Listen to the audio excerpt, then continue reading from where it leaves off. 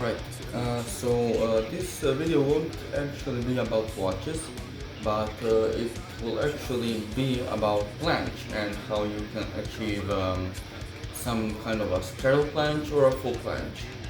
Here is my video of sterile planche that I've done this week, so yeah.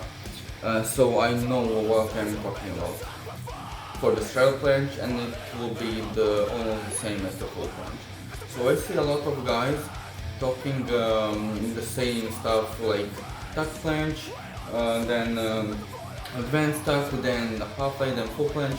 All of that is okay, and of course you will get the results, but not as fast as you will get the results of this method. And no, it's not the Ian Barsegal two-set method, it's something completely different. So you know how in planche you need to have your body in a planche position, and in order to do that your arms are not supposed to be like this, and your scapula can't be like in a planche. First, tighten the core, of course, pelvis should be in, tighten the core, and scapula should be protracted as well as shoulders, not like this. So protracted but depressed, elbows turned inward, and you hold it parallel. So that is the basic form of the full planche. Although, what is the difference between tuck planche, which is the easiest variation, and the full planche, which is the hardest variation? Well, this is it. In the tuck planche, your arms are going to be something like this, and your knees are supposed to be something like this. Totally normal, like your hands are with the center of your body when your knees are tucked. But in full planche, you're going to see that you can't do it like this with all of the correct form. You have to do it like this, and not bending. Just don't bend the spine. This is over bending. That's doing nothing. It will look like scoliosis or something. So just depress scapula, everything, and it's not like this, it's like this. It matters to somebody because somebody this planche may be like this because they don't have some kind of muscle mass in their legs. And for some athletes, planche can literally look like this because they have shorter arms and they actually do legs and they don't keep the leg there. So their planche is not going to look like this, but maybe something more like this. So the parallettes or the hands are going to be at the center of the body.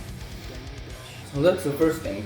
The second thing is you can get the planche the fastest, I think in my opinion, when you actually train for the planche movement. What does that even mean? That means grabbing a resistance band, really thick resistance band.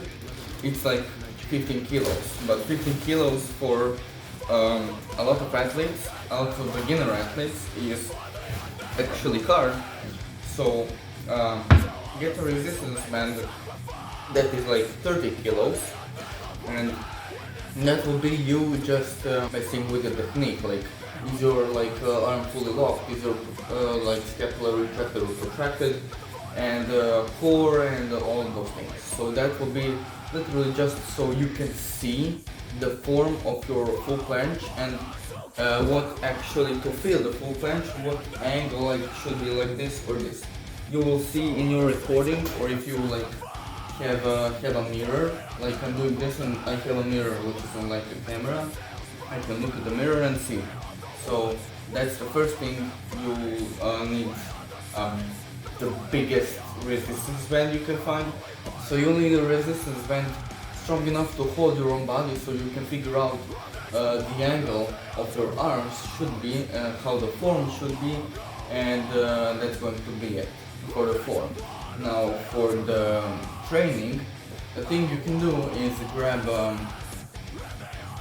dumbbells, weighted vest, grab, if you're in the gym, if you do have a gym membership, grab just a normal 15 or 20 kilos bar and grab it as this guy This is the guy, I don't know if you know him, but he's the one that explained like how you should grab the bar, and it's really smart because yes, if you want to learn how to do supinated, just grab the bar like this, but none of you are going to grab the bar like this because I'm grabbing this bottle of water. So that's the bar, you have your hands like this, it literally will simulate how you grab the parallel.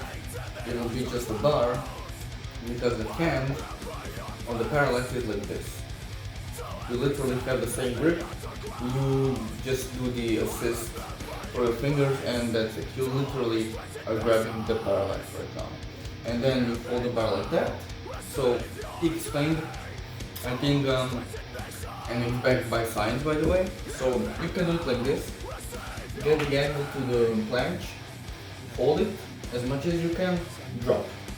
If you can, try to get it up with momentum all the way up and then hold it and drop. But if you can't, if you don't have the strength, you can hold it here, drop it, hold, drop it, roll it up with your chest, push it up, switch the grip, and do it literally till failure. And you're going to do it for like 5 sets or something, or just do it how you feel. You'll know how your body reacts to it. Big change for your training method, but I think that's the best because you are literally doing from push-up, getting into planche, like imagine you're holding a push-up, getting into planche, jumping to the planche, holding the planche, and then you can't anymore and you just, that's literally the range of motion and the motion that you're going to hold the planche. It's literally, I think that's the best way. Like tough planche, yes, you're getting your body off the ground, you're lifting it, it looks cool, but if you want the full planche fast, I definitely recommend you getting like this, then slowly hold it there and then drop it. So yeah, that's the one exercise. The other exercise can be literally just holding a bar in the planche position, even supinated. If you want supinated, why not? And yeah, if you mind, if your core or yeah, if your entire core, so I'm not talking just about abs, I'm talking about the lower back too. So if your core, if you think it's weak, you can test it laying on something facing this way, and then from the top planche just extend your legs.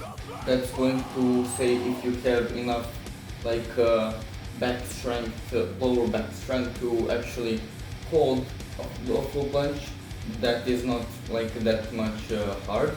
And if you wonder if your abs or like pelvis is good enough for planche, just try literally the same thing.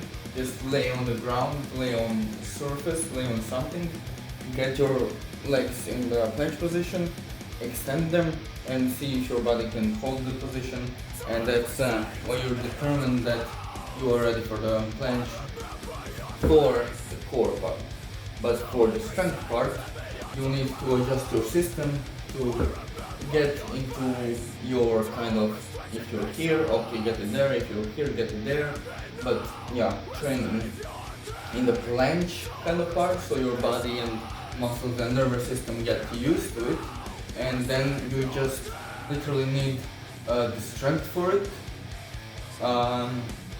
When you're laying down on the bench, don't lay, let's say this is my bench, or let's say this is my bench, the chair is my bench. So lay down on the bench, but not flat, get the scapula protraction, get the core, and then from this moment to lower down, and then again do the same thing you're doing.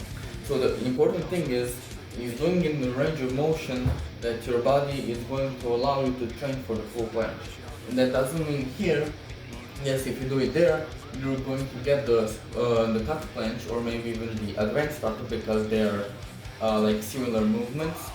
But if you want to get the full planche as fast as possible, I recommend definitely doing it here and doing it with very nice resistance band, and over the time, over month and month and month, you're going to get enough strength so your body will adapt to the smaller resistance band, this thickness, and you can literally just see that I can fit like 2.5 of these in this one.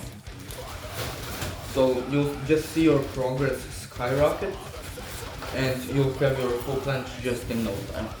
And this is actually science-based method, and I will link the channel, or I will just write the channel where I found this method, that I believe that is the fastest one and the fastest science-based method, in the description, or method that will get your nervous system adapted to the full planche, so you can train your muscles to get to the full planche. And that's about it.